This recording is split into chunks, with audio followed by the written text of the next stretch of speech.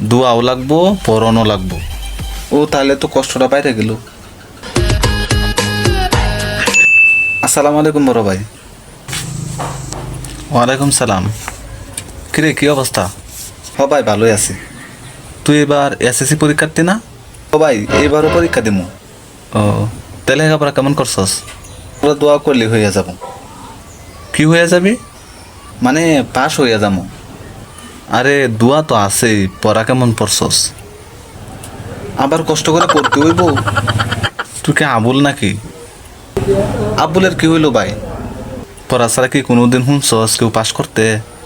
দোয়া করলেও পড়ানো লাগবো। দোয়াও লাগবো, পড়ানো লাগবো। ও তাহলে তো কষ্টটা বাইরে গেল।